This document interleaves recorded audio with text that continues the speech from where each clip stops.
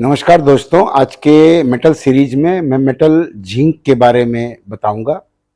यह स्टील और आयरन की तरह जिंक भी ऐसा मेटल है जिस पर 16वीं 17वीं शताब्दी तक इंडियन साइंटिस्ट और इंडियन आर्टिजन का एक चक्री शासन रहा। तो जिंक मेटल का उल्लेख आयुर्वेद में यसद या जसत या जिसे हम जस्ता कहते हैं उसके रूप में उल्लेखित है। चरक संहिता जो 4th सेंचुरी एडी में लिखी गई थी उसमें भी जिंक मेटल का काफ़ी उल्लेख है। और 13वीं शताब्दी में लिखी गई रस रत्ना समुख्या उसमें भी इस मेटल का बनाने की पद्धति डिटेल में लिखी गई है। महान रसायन शास्त्री प्रफुल्ल चंद्र रॉय के मुताबिक महाराजा मदन पाल जो 1370 के आसपास हुए, उनके शासनकाल में इसे विस्तृत डॉक्यूमेंटेड किया गया। और जवार माइंस जो आज के उदयपुर के पास आई हुई है, उसका इतिहास मौर्यन काल से वहाँ से जिंक का खनन होता था।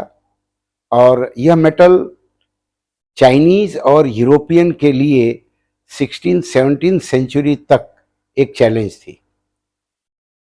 दोस्तों, ब्रास में यह मेटल जिंक ऑक्साइड के रूप में मिला करके रिकवर किया जाता था। उसके पैरेलल इंडियंस ने आज से 2300 साल पहले से लेकर के 16-17 सेंचुरी तक एक चक्री शासन किया। उसका एकमात्र कारण था कि यह मेटल 906 डिग्री के आसपास मेल्टिंग शुरू हो जाता है और 1100 के आसपास इसका वाष्पीभवन शुरू होता है। और जैसे ही ये एयर के कांटेक्ट में आता है, ऑक्साइड बन जाता है, तो स्पेशल पोर्सिलीन के बर्तन में इसे गला करके और वाष्पीभवन मतलब कंडेंसेशन के थ्रू इंडियंस इस प्योर मेटल को रिकवर करते थे। जवार माइंस में डॉक्यूमेंटेड इतिहास के प्रमाण के हिसाब से अभी तक 10 लाख टन के ऊपर zinc metal world wide supply किया जा चुका है। और यह मेटल मौर्यन एम्पायर काल से लेकर के 16 सेंचुरी तक 17 सेंचुरी तक इंडियंस की मोनोपोली रही। तो जिंक नाम जो है वह लैटिन वर्ड जिंकम या जर्मन वर्ड जिंक से डिराइव किया गया है। और 16 सेंचुरी तक यूरोप में यह अननोन था। रसायन शास्त्री और फिजिसिस्ट पैरासेल्सस ने इसे अलग धातु के रूप में पहचान कर नामकरण दिया। और जर्मन साइंटिस्ट गेंकल के ने इसे सेपरेट करने की प्रोसेस डिफाइन की, लेकिन इंग्लिश मेटलर्जिस्ट जॉन कैम्थन ने इसे 17वीं शताब्दी या 18वीं शताब्दी में पेटेंट करवाया और उसके बाद में इसका कमर्शियल प्रोडक्शन काफ़ी बढ़ा। और आज यह एल्यूमिनियम और कॉपर के बाद में तीसरा सबसे लार्जेस्ट नॉन फेरस मेटल है जो बनाया जाता है। और इसकी उपयोगिता देखें तो मानव और प्लांट दोनों के लिए जिंक बहुत ज़रूरी है। ह्यूमन बीइंग के लिए 5 से 20 मिलीग्राम डेली जिंक का इंटेक होना चाहिए। इससे लीकर के कारण होने वाले डैमेजेस को कम किया जाता है। तो जो शराबी हैं उन्हें जिंक कंटेनिंग फ्रूट्स और ग्रीन सलाद ज़्यादा कंज्यूम करना चाहिए। यह लीकर के असर को कम करता है और दिमाग की ट्रैंक्विलिटी जो है ये मेंटेन करता है। तो जिंक किससे किससे मिलते हैं? जिंक जो है अंगूर से, आड़ू पियर्स में, और साइट्रस जितने भी फ्रूट्स और वेजिटेबल हैं इनमें इनकी मात्रा पाई जाती है। इसके अलावा टमाटर, ओनियन और ग्रीन सलाद, कुकुम्बर, खीरा, ककड़ी, इनमें भी इनकी मात्रा काफ़ी पाई जाती है। और मशरूम में जो आजकल काफ़ी पॉपुलर हुआ है सब्जी के रूप में, वेजिटेबल के रूप में, इसकी मात्रा बहुतायत पाई जाती है। तो आयुर्वेद ने झींक की महत्ता को हजारों साल पहले प्रस्थापित कर दिया था। और इनका कहाँ कहाँ यूज होता है, तो ब्रास में 40% तक झिंक ऐड किया जाता है।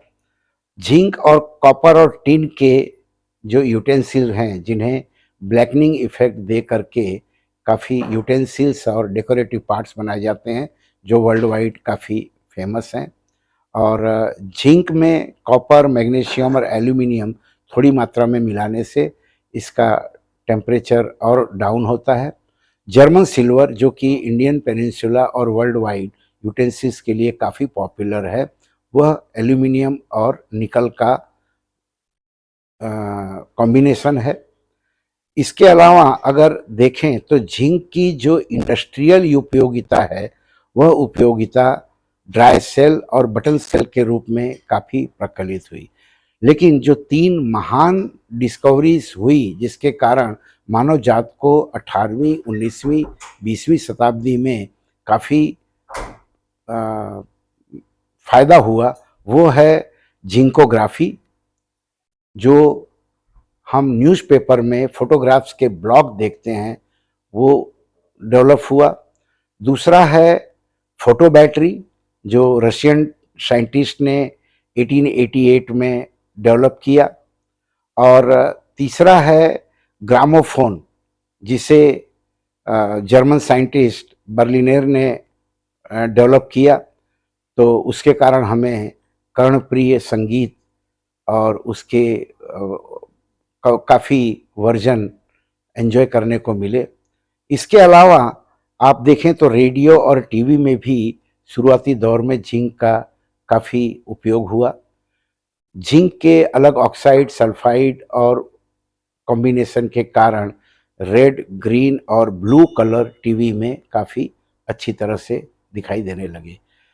दोस्तों, वर्ल्ड वाइड, चाहे वो मेसोपोटामियन सिविलाइजेशन होवे, रोमन होवे, ग्रीक होवे, इजिप्शियन होवे या इंडस वैली सिविलाइजेशन, उसमें ब्रास, जिसे पीतल कहते हैं, उसके आर्टिकल्स और ये सब काफ़ी मिले हुए हैं। लेकिन प्योर जिंक 17वीं शताब्दी तक इंडियंस की मोनोपोली रही हुई है, जो अलग अलग साहित्य में, अलग अलग ऋचाओं में, आयुर्वेद में इसका महत्तम जिक्र किया गया है। तो जिंक मानव जात के लिए बहुत ही उपयोगी है।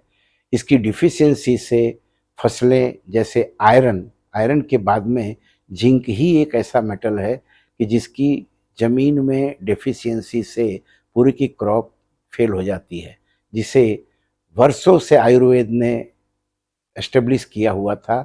उसका नाम यसद, जिसे आज हम जसद कहते हैं, क्योंकि नॉर्थ इंडियन बहुतायत य को ज की तरह प्रोनाउंस करते थे। तो यसद का मीनिंग ही होता है जो आपको कीर्ति दिलाएगा, जो आपकी उम्र को बढ़ाएगा।